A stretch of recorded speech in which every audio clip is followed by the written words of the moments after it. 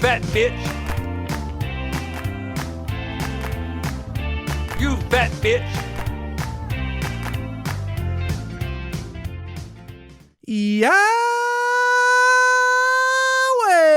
Ciao, Fudge Packers. Welcome to Pure Boys Podcast. Very special spooky Halloween episode. We're back for a limited edition special talking about Boo 2, a Madea Halloween 2. I'm Adam, and Urine. I almost forgot to do the show. I almost forgot how to talk. I don't know what to do with my hands, that's for sure. I'm definitely Steve, coming right in you. Oh, great. Take your hands off your penis is what I'm going to recommend for you. Really? Yes. That's like my center point, though. That's where I find my chi. Yeah, that's my heart chakra, is right around my rod. Yeah, I'm a Buddhist now, and I'm thinking about my chi a lot, but I'm Christian as frick, and I'm ready to talk Boo 2. Nice. A Madea Halloween 2, Tyler Perry Presents. Thank you. Thank you. Oh, hey, buddy. It's good to be back. We're back. Dinosaur Story, and we're doing the show again. We're back. We're locked in. It's like we've never not talked over Skype before. If you're using Skype, send them money. We love them. We love them. Hey, how was your summer? Man, almost a big waste of time. I followed baseball a lot, and then I got my heart stomped on, and that was my summer. How was your summer? It was great. I worked up in the mountains doing a job that took me away from my home, and then I moved to a different part of the mountains, and now I live in the mountains in a little cabin just in the middle of nowhere. It's great. Yeah, it's a little getaway. It's definitely not right beside two major highways. And you're just tucked in, away from society. It's only next to one major highway, and I wouldn't even say it's a major highway. It's a road, a busy, loud road, but that's it. It's fine. It's beautiful. You described it to me earlier as big major highway. Everybody goes, and there's a lot of yelling. And our cats. I don't know if did you hear my cat? She really wants to go outside. I didn't hear your cat, but I don't know how to listen. Well, you fat bitch. We're back. We're back, and we're back to talk. We figured, why not? Well, so why not? Why not? Madea Halloween special. Why not? We're not drinking wine this week, though. Unfortunately, why didn't we? We forgot. It's the one thing that we don't have going for us right now is a boatload of alcohol. You'll have to wait until next episode, if that ever happens, for Adam to chug a glass of wine before he starts the pod. I do not want to chug wine anymore. I mean, I will, obviously, for my art, but I'd rather not have to if I don't have to. So obviously, we'll do anything for our art. I think the subscribers on our YouTube page confirm that we will give up anything to you, except for eating more than 20 oranges. Yeah, well, one of us can happily do that. The other one of us can't stomach it, I guess you could say. Yeah, that's for sure. But I can't wait to do that again. I can't wait to bring our show to everybody that listens. We got so much mail over the summer. Oh, yeah. Constant just communications from people being like, when are the Pure Boys coming back? When are the Pure Boys coming back? And we're here to tell you, not yet. We're doing this Madea in October special, and then we're coming back in December we're coming back for Christmas, and then we'll be back full time. But this is just a special, and then, there'll be more to come. Pureflix was nipping at our heels. They wanted us to do a lot of projects for them, writing this, writing that, producing this, producing that. Mm-hmm. Yeah, well, boy, I'll tell you this about Pureflix. They sure were relentless in the amount of emails they sent being like, please come back. Please, we miss your money. Please, look at all these movies you're missing out on. Look at this one. I'd be like, we've already seen Samson. I don't need to come back to see Samson. I already seen it. I don't need to see it again. We don't need to see it again, but man, those muscles. Oh, those muscles. Oh, yeah. Yeah, of course. Watching a man murder 400 people or whatever he did. Of course. Who wouldn't want to watch that? Beautiful. Murder and violence is super acceptable. Oh, yeah. And as we've learned from this movie, saying damn is not acceptable. But bitch is totally fine. That's why we played You Fat Bitch, because that's totally fine in the Medea-verse. Yeah, and I think there was a couple of shits that were edited out, which is not okay. Definitely were a couple of shits, and definitely a couple of fucks that were edited out. And like this movie, well, we can't get into this movie yet because we got to do everybody's favorite segments first. And the number one, I got to ask you a very important question. And you might be wondering, we haven't heard this question in a while. What could this be? Well, of course, the question I have to ask is, whomst was the Bagger Vance of the Legend of Simon Conjurer, or whatever the other name for it was? Deadly Lessons. Deadly Lessons. Well, I'm so glad you asked, Adam. This movie had everything. It had school. It had Simon Conjurer. Yeah. It had visual effects that blew your mind. Yeah. But I would have to say the Bagger Vance of Simon Conjurer was John Boyd. Oh. Now, Adam, right. whoops do you think was the Bagger Vance of Deadly Lessons? Well, Steve, thank you so much for asking. To me, the Bagger Vance of Deadly Lessons, a.k.a. The Legend of Simon Conjurer, was, of course, Simon Conjurer himself. He was just this, like, cool, hunky dude who made a movie so he could make out with naked women in waterfalls and just really live his best life and make his dreams come true, which is hooking up with hotties. And he did it, with bells on. And that's why he's my Bagger Vance. He did it his way, and that's the true Bagger Vance of any lesson. He's a real Frank Sinatra, I'll tell you that much. I couldn't have put it better myself. Well, New York, and Fly Me to the Moon, and other Frank Sinatra songs. I feel like Deadly Lessons took place in Hell's Kitchen, like a real like Marvel Universe. Home of Daredevil? Is that what you're trying to Yeah. say?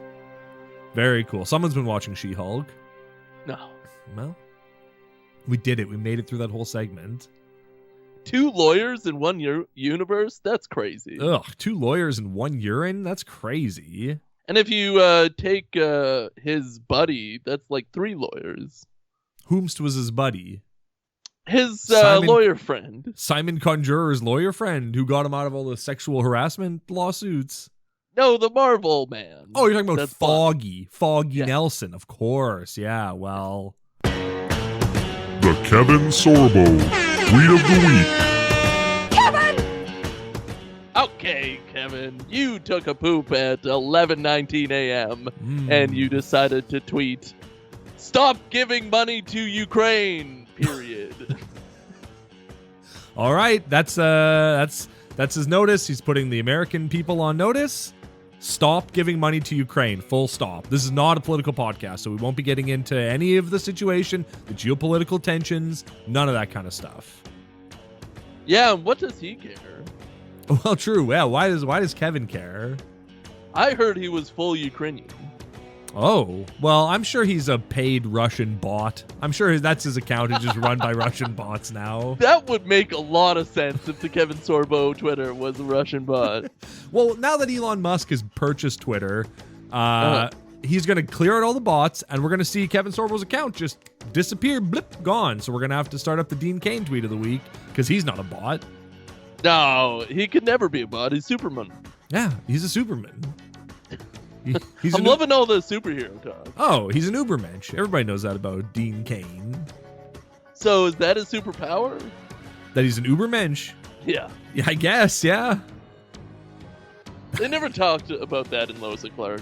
No. Was he? Oh, yeah, he was the Superman on that show. Well. I don't Swings remember. and roundabouts. Twins and roundabouts, yep. Huh? Is that a Superman thing? I think so, yeah. He loved twins, and he loved going to the park. I mean, let's be honest. Who doesn't love twins? Well, he had so much power, he needed, 2 vessels. Oh, yeah, absolutely. Do you want to hear a quick story? It's enough, Kevin. Do you want to hear a quick story about my time up in the mountains?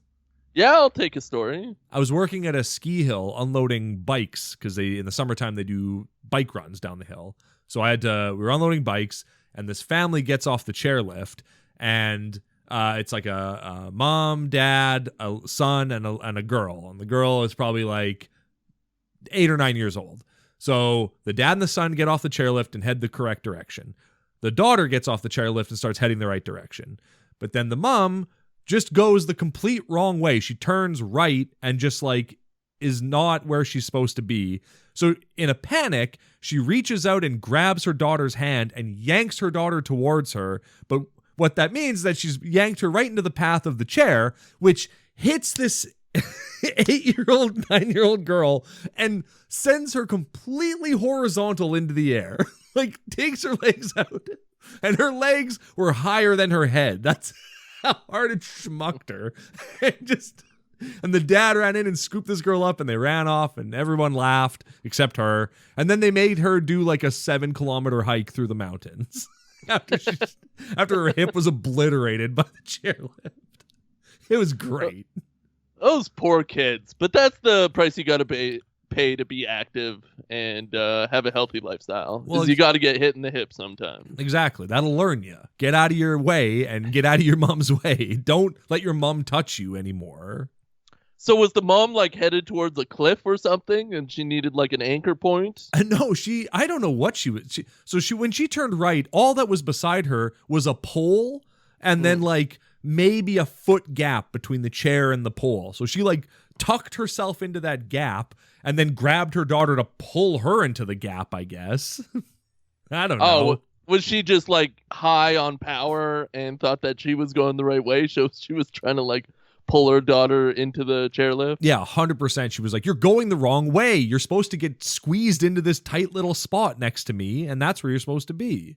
It's one of those moments that I truly believe in God, because obviously God like touched her brain and told her to go insane for a couple of minutes. He really told her to go insane. He told her to go insane. And she went, he. Yeah, of course. White he, long brown hair, big brown beard, lily white skin, penis, testicles, he. Yeah, I think I like referring to the Almighty Father as he white. Yeah, of course. He, and then in brackets, white, of course. Duh. Yeah, our Lord and Savior, God, Jesus Christ, white as the freshly fallen snow. Did you do any praying this summer? I prayed every day. For? The gay away. Okay. Did it work? No. It was a disaster. Well, you working at like a remote location like that, I'm sure it's just festering with hot young bodies that are all living together, and it's just like you got to pray every day. Oh, the smell in the dorms was unbelievable. It smelled you walk in and it's just Musk City. I like the sounds of that. Yeah, well, I don't dislike the sounds of that. I'll tell you that much. Yeah, I can't wait for next summer. Oh, me too. Can't wait. Can't wait to watch more baseball with you. Yay! Well, let's go. Let's God. It's time to talk about 2017's Tyler Perry Presents Boo 2! A Madea Halloween. I swear we used to be able to stretch out those segments for way longer. Which segments? The Simon Conjurer and the Kevin Sorbo Tweet of the Week? Yeah, that's the one. Well, Simon Conjurer we never stretch out because it's always the same length. It's always 2 minutes and 10 seconds every single time. Uh-huh. Mm-hmm. Kevin Sorbo, it's never longer than 3 minutes or 4 minutes because we never get to the end of that tune. No, we can't get to the end of that tune. I don't even want to think of what would happen if we got to the end of that tune. Nah, I don't even know how that song ends, to be honest. Yeah, it could be another scream. It could be like an actual Kevin scream. Yeah. Hey, that's a great idea. Maybe I'll edit that in so that if we ever are getting close, I'll start like quiet Kevin scream chanting in the background and go, oh no, we're getting builds up. Yeah. And then there's a loud, like peaking, just if you look at the recorder, it's just a black bar all the way across. That's how peaked it is. Oh man, that's a great idea. Guys, wait till Fiveser starts and you hear our great Fiveser themes and all of our Fiveser stuff that's going to be happening. 5 years lit. Get ready for it. It's coming your way. Hey, listeners, let us know if you want us to do daily 5-minute Frasier episode recaps. And then because there's the new Frasier series coming out on Peacock or whatever, and guaranteed it will suck, but we could watch the OG series and go through all episodes. I have both DVDs. I've got all 11 seasons, and we can just watch it all. 5-minute chunks. No, sorry. Not 5-minute chunks, 5-minute podcasts about each episode of Frasier. What do you think of that? Let us know. Well, I think there definitely is something instinctually funny about 5 minutes. Yeah. And it probably applies to Frasier. Definitely applies to Frasier. Yeah. Baby, I hear the blues are calling. And that's most of the podcast, right? Is that theme song? Well, it's a good minute of it for sure. We have 5 minutes. 4 of those are given over to the theme song. Well, you could probably play the theme song very quietly while the episode's going on. Oh, absolutely you can. But until then, listeners, write us in at pureboyspod@gmail.com to let us know when you want Fiveser to start and how much you're willing to pay for Fiveser. But make sure it's short and concise because our inbox is too full. We don't even know what we're doing with ourselves. We'll probably have to hire an intern or a college student. Yeah, of like course. $20 a week. No, unpaid. Unpaid? Yeah, for credits. Do we give them college credit? Well, we say we do, but we have no authority to do that. We can't guarantee that. So when the time comes, we'll cross that bridge when we get there. Well, if there's ever a university that provides a degree in podcasting, we'll probably be the first to get an intern. That's true. People will be lining up to get on the Pure Boys pod. Mm-hmm. We're number one in everything. That's true. But what's not number one is Boo 2, a Madea Halloween, which is number 2 in the Madea Halloween series, and probably the last one. I don't think we'll be getting any more. Well, maybe. I don't know. Maybe he needs to complete the trilogy of Boo 3.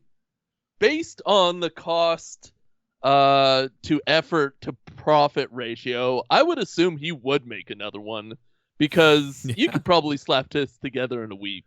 Oh, yeah. He slides into Medea's fat tit jumpsuit and he puts on Joe's wig, and then that's all he needs. And then they just sit in a room or they sit in a car, and then that's it. You don't need anything else to make a movie. That's all. 2 locations, and he's half the cast. So it's not like he's getting paid for each character he plays. You need a 1-sentence summary of the beginning, middle, and ending, and then let your characters do what they do best. Yeah, riff and say things that need to be censored after the fact. That was wild to me. That there were a bunch of scenes that could have taken another shot at doing their lines. Yeah, I Tyler Perry wrote the script, and it's like, Tyler Perry, if you're writing a 4-letter word that starts with F and ends with K into your script, you know you're going to get an R rating. If you're aiming for PG-13, you get one of those, and it can't be sexual in nature. So just don't write those words in your script, and then it's not an issue down the road when you're editing. You go, oh, we got to ADR so many dams and darns, and That's probably where the budget went to, is the darns and the dams and the dinks and all those naughty languages. Also, I don't think there's any way in this God's great world that Tyler Perry wrote this movie. There's no way. What do you mean? The script for this movie was about 4 pages long, and most of it was just Tyler Perry, I improvise, is what it says. Well, I think he wrote the 5 pages. Definitely some college interns came and fleshed it out, whether there was any fleshing out. But this man's worth $1 billion. There's no way he spent more than 30 minutes writing this script. Yeah, let's never forget that Tyler Perry is worth a cool $1 billion. Never forget that. Do you think this was even Tyler Perry or just some body double? Oh, well, one of them was Tyler Perry. A man by the name of Brian was certainly Tyler Perry. Right. The other ones, could have been body doubles. Yeah, I guess like you're already putting someone in full body prosthetics. Just make their face look like Tyler Perry's face then. That's fine. Yeah, just get Jonathan and put a Tyler Perry mask on him. And there you go. Just get Tito Ortiz to play Tyler Perry. Okay, 2 favorite things of this movie. Sure. Joe was hitting for me in this movie. I don't know why, but he had a couple of jokes that like legit made me laugh. Joe always has a couple of jokes that are funny. Like Joe is always consistently the best part of the Madea movies, and it's not even close. I mean, Medea's right up there too, but Joe is always hitting dingers. It's very true. You can always count on a couple of laughs from him. And my other favorite thing was that Tito Ortiz in this movie. Like, why? Why was Tito Ortiz in this movie? And during the bloopers, when he gets him to say, like, not braid this man's hair and then loose it, he goes, only for you. He's so tough. He won't even talk about braiding horse's hair. When you're not actually filming a scene. Why say that? Why posture like that? Just say the line. Only for you, Tyler. Only for you will I say this. I'm a man. Do you think Jonathan's dad's man's like son or brother?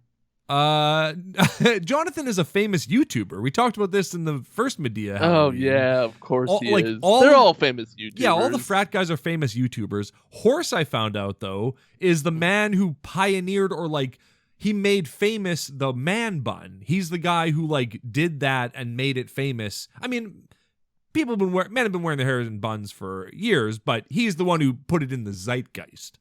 Yeah, there's been so many buns out there that it makes you wet. But this guy really made it a thing for beautiful men to do.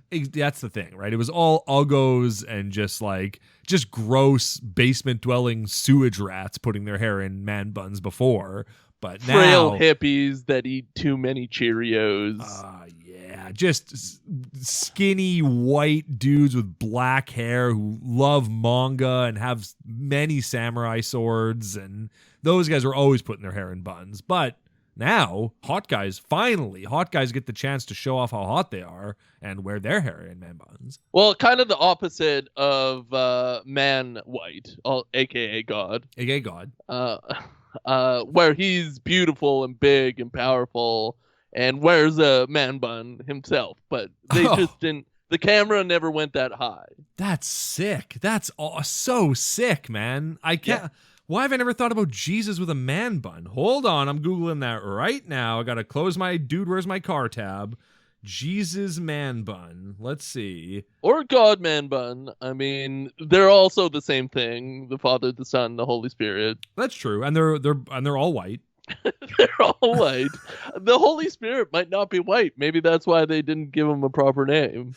I can find one picture of Jesus with a man bun, and it's a good look. Yeah. Right? Hey, look at that. That's like an old school portrait of Jesus too. That's not a modern take. No, that's not a person wearing a Jesus costume, a white person. No. It's like an old-timey painting of Jesus with a sexy man bun. This is pretty good. Like if you were going to Christmas at your Haitian grandmother's house. Yeah, of course. And she has that like plaque on the wall of the Last Supper. That's the type of art style that man bun is in. God, did everyone's grandma have that portrait of the Last Supper? Because mine definitely did. In Haiti, yeah, for sure. Oh, yeah. I have several of my grandma's religious artifacts on my desk right now. I have her Virgin Mary statue. I have her... What's this called? What's this necklace with the balls on it? Beads? Yeah, what's that called? Beads? The balls necklace. What is that? What is the name of that? Oh, I bet you everybody listening at home is just going crazy. We'll edit this pause out. Rosary, that's what it's called. No, that can't be it. That doesn't sound beads enough. No, beads? No, not beads. But yeah, it's. And I also have a crucifix. I have so much religious, and obviously I have my Jesus Pog. That's also on my desk, and my beautiful picture of Dog the Bounty Hunter and Beth kissing, framed, of course, on the desk. And so yeah, that's all my religious stuff. That's all the things I pray to. Well, church used to be a focal point of community and joy and togetherness. And now it's just a sweaty shop that asks for your money. That's right. Yeah. Pray at home. Much like doing yoga classes, do them at home. Yeah, do a Zoom thing. Can we talk for a second about how nice Tito Ortiz's ears are? Yeah, do you think he got them done? He must have, because there's not an ounce of cauliflower in those ears. And I thought for sure he would just have the most grotesque ears ever. My theory is that a lot of the budget went to CGIing Tito Ortiz's ears to make them look like normal human ears. You must be right, because the credits for the visual effects portion of the credits is very, very long and very detailed. Multiple companies worked on this, and there was like a lot of references to ears in the credits, so that must be it. Yeah, there was someone whose credit was like Mr. Ortiz's ear handler. Well, you famously wanted to be a mixed martial artist until you saw their ears. Oh, yeah. My ears are my second best feature. What's your first? Okay. All right. When I was working my job over the summer, me and some friends there were most of us were in on this. One person was the holdout, and so we didn't do it. But there was a group of us who all wanted to get matching tattoos that said "Live fast, eat ass." And one guy was a stick in the mud and would not go for it. And so we did not get those tattoos, but would have been nice. That's kind of a shame, but also describes the musky smell that you guys had in the apartment. Hey, live fast, eat ass, buddy. I don't want to live ass, but I live ass. Oh. I don't want to live fast, but I do want to eat ass. So I probably couldn't get the tattoo either. See, I don't want to live ass, but I do want to eat fast. And that's just I got things I got to do. I don't even sit down when I eat. I just stand up and shovel it into my mouth. To all you people out there that eat too fast and have stomach problems, slow down. You're inhaling too much air into your stomach. No wonder you're farting so much. That's your concern, is the farts? Well, that's my wife's concern, certainly. Okay. So this movie opens with a bombshell. Tyler Perry's daughter, Tiffany, is turning 18 on October 30th, and that's not mentioned at all in the last movie. Even though it takes place on Halloween, there's no mention of her birthday or anything like that. See, I just filled it in my head that it was like that was the whole plot of the first one, was that she turned 17. It was her birthday. There was a surprise party. Basically, script was just writing itself for the first 30 minutes because they were just copying what happened in the first one. No, it was the opposite. They went completely off the rails with this one and said, we're just going to introduce a new element to the story. And that's that his daughter was born on October 30th. And even though she was the star of the last one, no mention of it. Well, she just turns 18, and of course she wants to go to that fraternity and pound dick now that she's 18. That's right. She like expects a car for her birthday, which like I just want to get this out of the way. I don't know if I said this on the last one, but I hate Tiffany. Like, Tiffany is the worst in this movie. She's such a horrible person, and every decision she makes is bad and wrong, and you can't even chalk it up to her being 18. It's just that she's a bad person. I love her. Well, she's not good at driving, which is established very early. And then she's also just a terrible friend and a terrible human being that wants to abandon her friend for some dick. Yeah, and also probably a bad lover, too, I'd wager. Probably selfish. Yeah, probably just lays there. Yeah, just... definitely just lays there.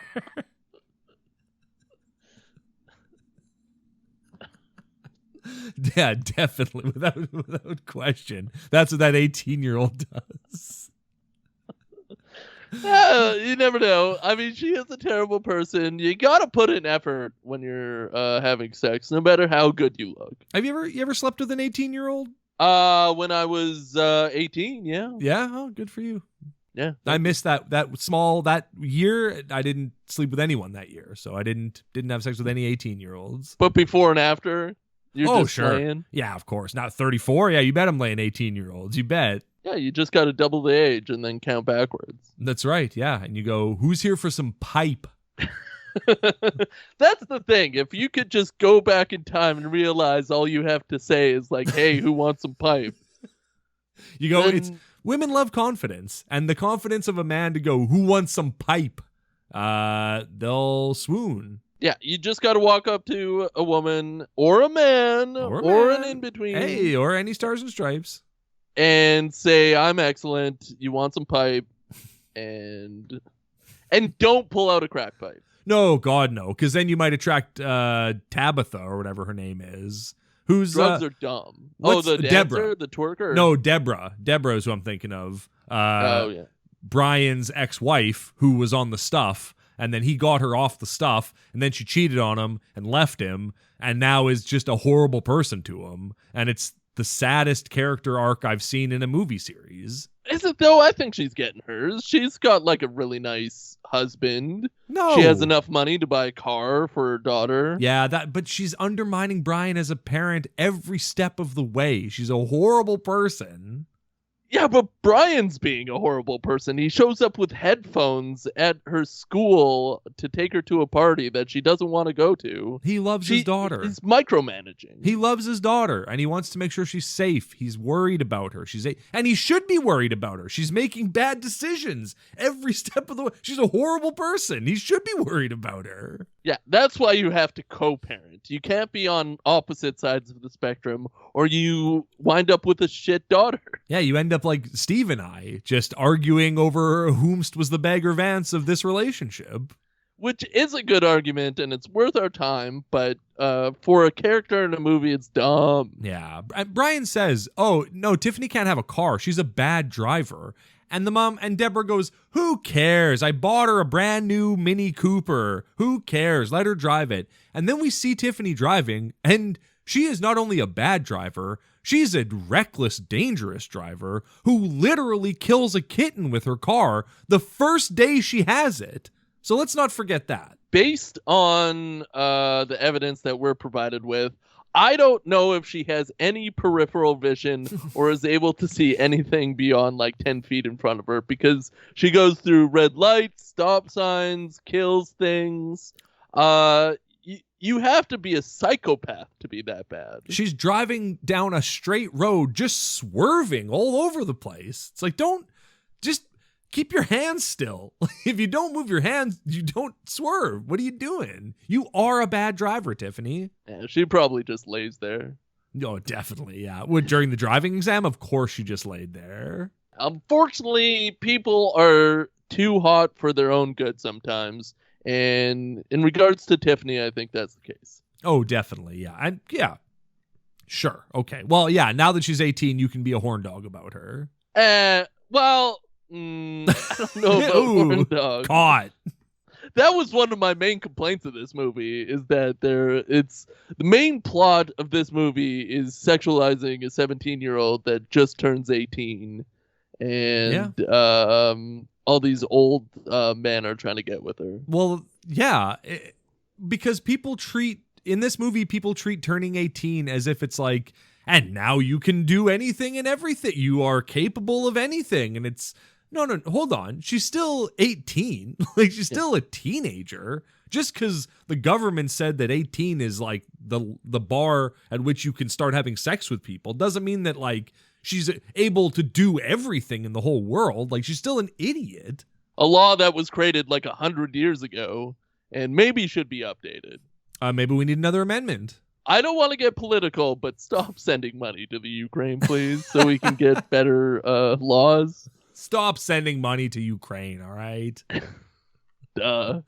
I just want to point out a real trashy thing that Deborah, Brian's ex-wife who was on the stuff, who he helped get off the stuff and sing in church again and then cheated on him and betrayed him.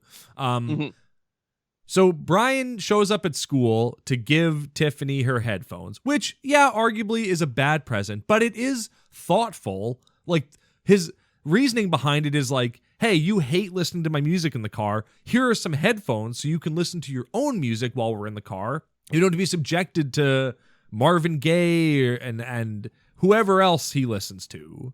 I think it's just Marvin Gaye.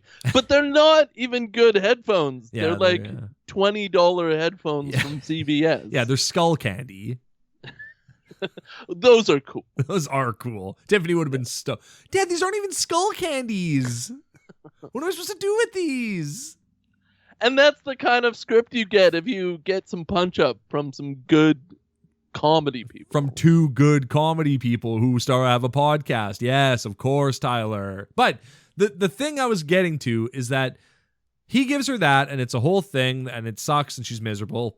And then Deborah rolls up in a brand new car and goes, here's your car. It's such a mean thing to do. She knew that Brian was going to be there, and she went, when's the perfect time to give my daughter this gift that is definitely going to outshine whatever Brian got her? Oh, how about right after Brian gives her his gift? Then I'll just dunk on him and get some brownie points with my daughter because I spent so many years on the stuff. Being a divorced parent is a lot like chess. You got to make your moves at the right time, at the right place. And giving her a car right in front of him on her 18th birthday was definitely the right time. I think it was brilliant. You know what? I think it was brilliant too. I take back everything I said. We love you, Deborah.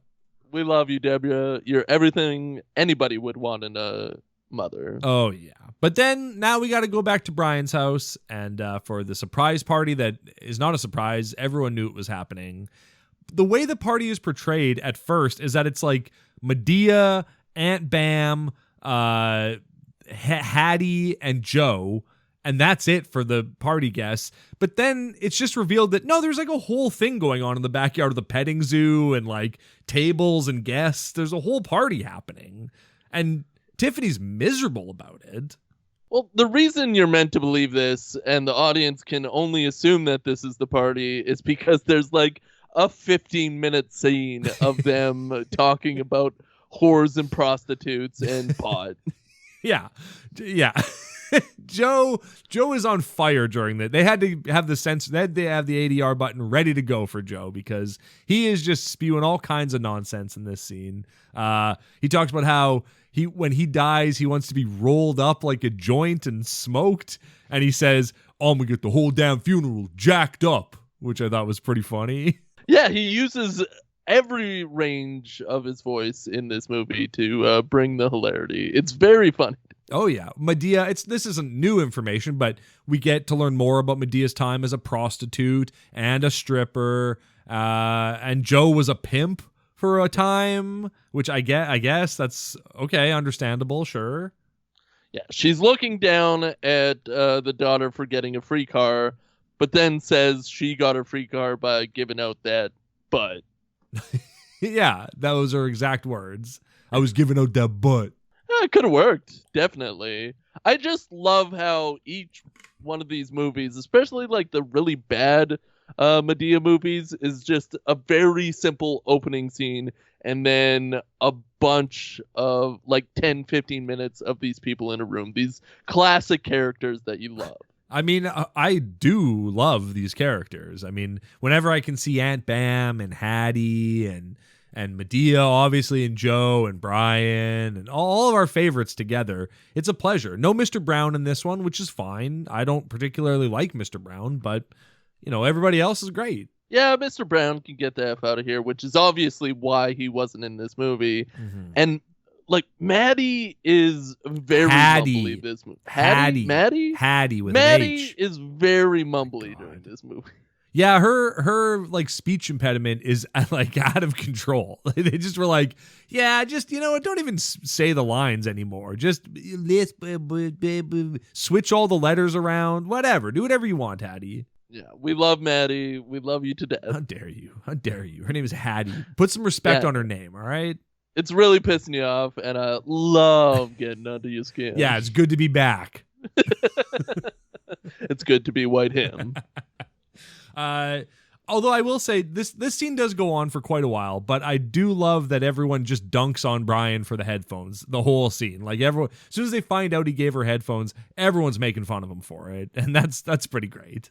As well they should. He's a lawyer. Get some skull candies. Right? Oh, and it's weird that Joe talks about how Brian's mother was a prostitute and he was her pimp. She was his first girl. She was his bottom bitch, as he calls her, as he calls Brian's mom.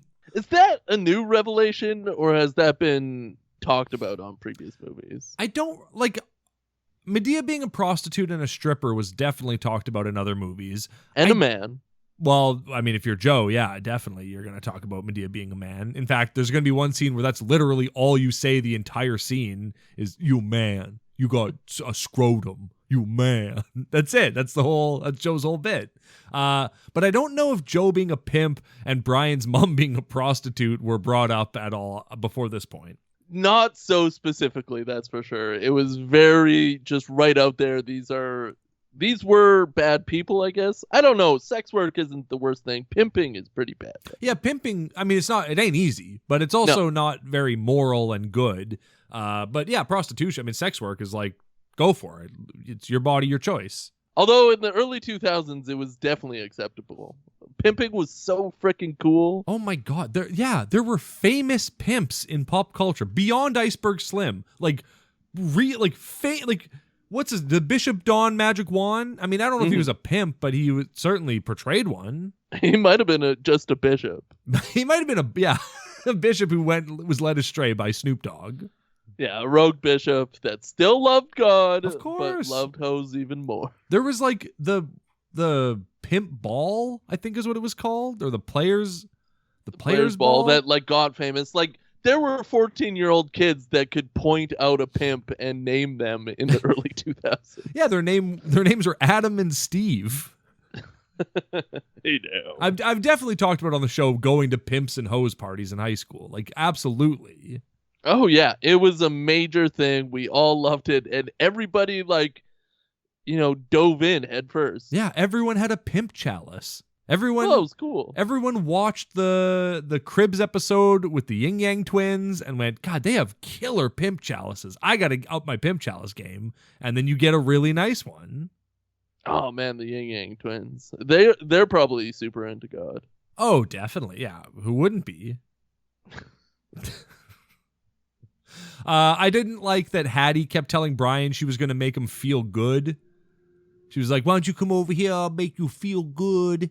And it's like, his daughter's right there. Maybe, and his dad's right there. Like, maybe don't say it like that in front of his family, please. Well, she didn't yell orgy, but it was definitely in her eyes. Oh, I mean, and Joe would have been down. Joe would take Hattie and Aunt Bam at the same time if he could. See, I thought Hattie was his bottom, and that she's the mother. Well, they definitely refer to Joe as Hattie's boyfriend a couple of times in the movie, which is confusing because he doesn't treat her like a partner would. He treats her like a pimp. Maybe you're right. Maybe Hattie's his bottom bitch now. We'll see. I think we're going to get it fleshed out in a couple of movies. I hope so. Yeah, finally. God. We're working our way through the Madea movies. We got to go back because there's a couple of Madea movies we missed. So we got to go back, watch those, and then we'll keep moving forward. After watching this movie, or during this movie, I thought it was so bad that it has to be the worst Madea movie out there. So I looked for ranked lists of all the movies, and this wasn't at the bottom of a couple of them. Like, they were a couple ahead of these. What was at the bottom? Like, what was the consensus? Family Reunion was, like, at the bottom. That one was fine. We watched that one, didn't we? Yeah, it had a little bit more plot than this one. Byrene. I remember that. I was waiting for this movie to get super serious, and it really never does. No, it really doesn't. There's no moral in this movie. There's no heart. This one's just a goof 'em up. It's just a bunch of people having a fun time. Which I get. I mean, Boo 2, it's about Halloween, it's about fun, but put some heart into it. Right? Know? Boo 3 is going to be just a victory lap for Madea and T. Perry. I would have to say so. Yeah. Huh, yeah. So, did that sound sincere? Yeah, I think so. Yeah, I think so. They go to the frat. The frat can't have a party this year because of what Tiffany did last year, being underage, going to their party. Oh God! So in the last movie, she was like 16 the day before the party, and then turned 17, and then snuck into a frat party. Yeah, it boggles the mind at what they were doing. Yeah, I like that she acts like she walks around like she's hot shit, and they walk up to the frat house, and Tyler Perry didn't instruct any of the extras who were sitting on the lawn to look at them. So these like two beautiful women walk by, and all the extras are just like, what's going on this couch? What's happening over here? Yeah, well, they're really interested in that couch. They're probably all high on weed. Oh, yeah, on the weed. Like, I don't know, Tiffany's just gross in this movie. Like, she's like throwing herself at these frat guys, and her friend Gabriella is like, why are you doing this? And she's just like, shut up, Gabriella. It's like, all right, well, just like, why are you doing this? These are the hottest guys you can find, I guess. She's an annoying background character that has no substance to her, but is also just like the main part of the movie. Yeah. There is this great exchange, though, where Tiffany goes, I just wish I could make it up to you. And then Gabriella goes, well, she doesn't mean it like that. And then one of the frat guy goes, well, it sounds like she did to me. And Gabriella goes, you guys are so gross. It's like, well, hold on. Tiffany's the one who said it. All he's saying is, I understood what she was implying. That's all. We're not the gross ones. Tell your friend to calm down. Tell your friend not to be gross. Tell your friend to get to Lake Derek where people were killed making out. Lake Derek. What a great name. What a great scene for a spooky movie. The party they throw together at Lake Derek looks dope, though. Yeah, I'd go to that. That sounds fun. I don't know if I'd take a tent and sleep overnight there. I don't want to get murdered, because I'm definitely going to be doing some making out. And apparently there were 14 people killed at this lake. Yeah, that's a massacre. That's a lot of people to get killed to, like, ever have anyone go there ever again. That's only 7 couples, realistically. Only 7 couples. That's fine. That's only like 7 families that have to die. No, that's 14 families. That's 14 families just had their loved ones ripped away from them. That's fine. Yeah, it's fine. You know what? Let's go there and party and make out. That's what makes making out better, is if you're a little scared. And also, like, making out. That's why they murdered them for making out? Like, that's okay. You can get away with it. That's not even well, I guess that's first base. Oh, we going to get into bases now? All right, I'll start up the hoops was a Roberto Alomar. Ah! I would have to say making out is first base. Yeah, probably. Yeah. Yeah. And then what do you think shortstop is? Shortstop is when your fully erect penis hits your zipper. Well, Stops I you get short. to shortstop a lot.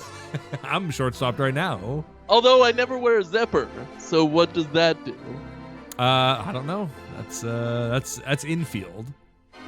Okay, play ball. All right, play ball. I don't know. My favorite characters of this whole movie were probably Rosa and Renee, the twins that were there for the animal farm that they never show, the petting zoo. Yeah, they do. They show the horses out the window. Do they? Yeah, they show 2 sad ponies just standing on grass. And they go, there's your petting zoo. And I go, I feel like those horses would bite me if I tried to pet them.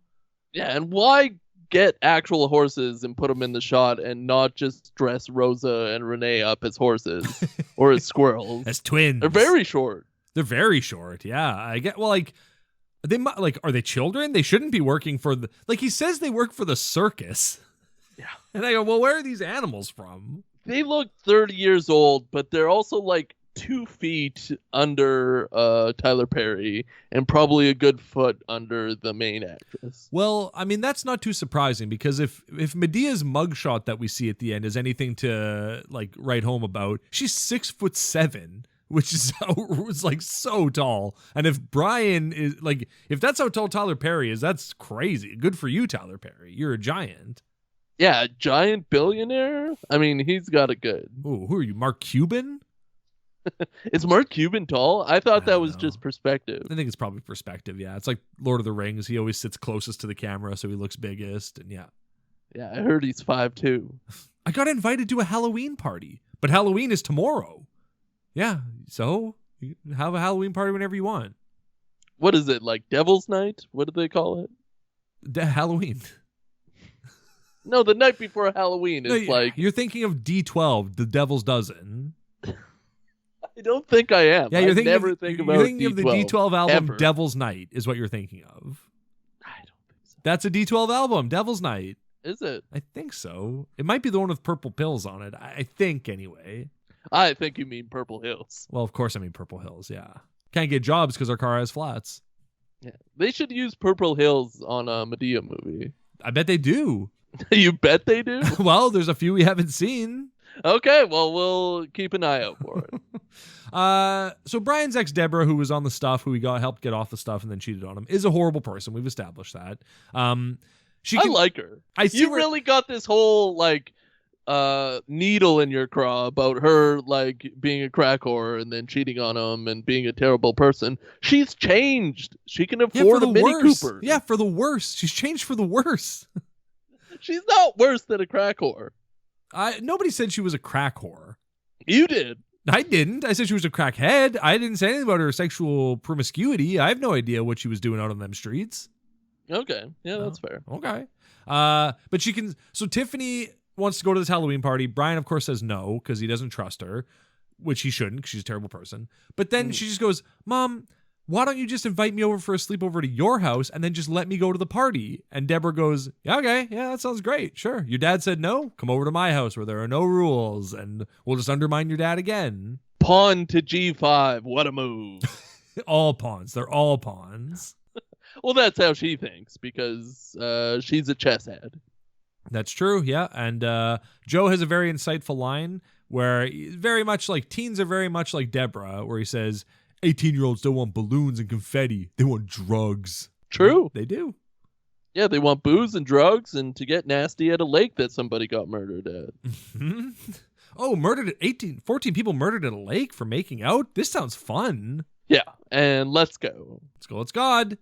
Did they say when these 14 murders happened or it just happened previous? Just probably the year before. Yeah. Just during the other movie. Yeah.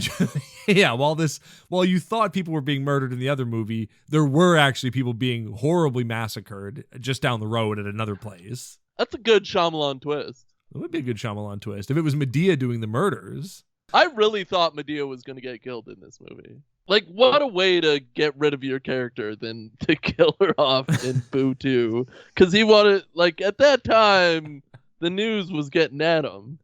I don't want to be Madea anymore. I need to get rid of Madea. Why don't we just kill her off screen in Boo 2 and Madea Halloween? I think it's perfect. Let Joe take over.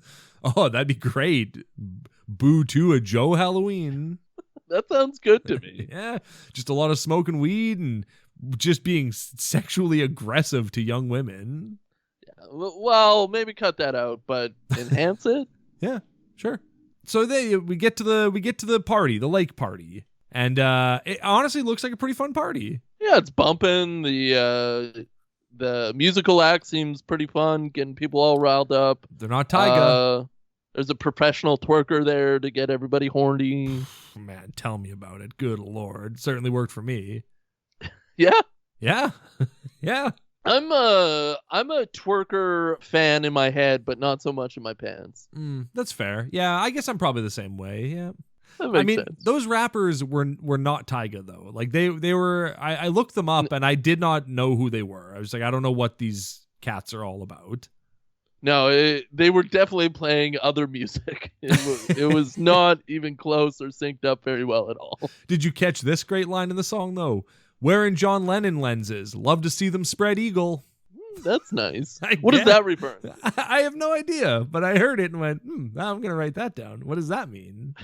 Was John Lennon famously in like a spread eagle video? Like, was that his sex video? No, he was famously naked, curled up in a ball. The opposite of spread eagle. Oh, nice. Yeah. So maybe they were saying, like, we're the modern day John Lennons. We don't curl up naked into a ball. We love to see him spread eagle. Right, yeah. It's one of those, like, new wave taking over old wave music. Exactly. Like, we're here now. Yeah. Hey, kids. Guess what? We love to see him spread eagle now. You thought this was the 60s? That was 60 years ago. Now we like him spread eagle. Yeah, well, with all that Puritan bullcrap telling you to curl up in a ball and like hide your junka, yeah, spread eagle. Oh yeah, for sure. Just spread eagle. All I'm saying is give peace a chance. What is a spread eagle? What do you mean? Could you describe it to me in words? Could you describe it to me? No, I'm asking you. It's someone, usually a woman. Okay. They're unclothed unclothed, the way that Jesus made them, white, and they're usually laying down, and their legs are akimbo. Okay. So, could you do anything with your arms? Yeah, you're basically laying down in like a jumping jack position, we'll say. You're mid jumping jack. Is that why the doctors have the stirrups? Yeah, they love so they can take spread eagle Oh photos. my god, maybe these rappers are gynos.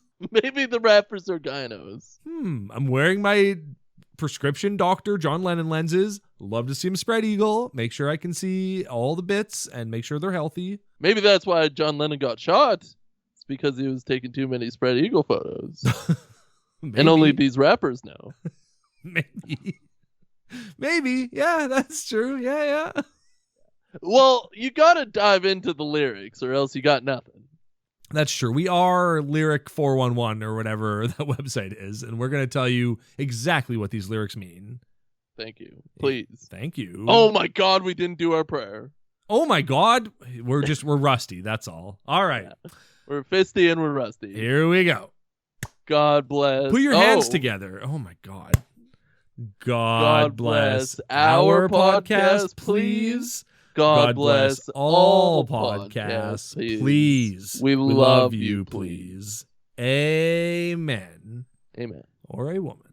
Well, boy, this was the worst Madea movie I've seen. I just love how this made like $48 million opening weekend or something.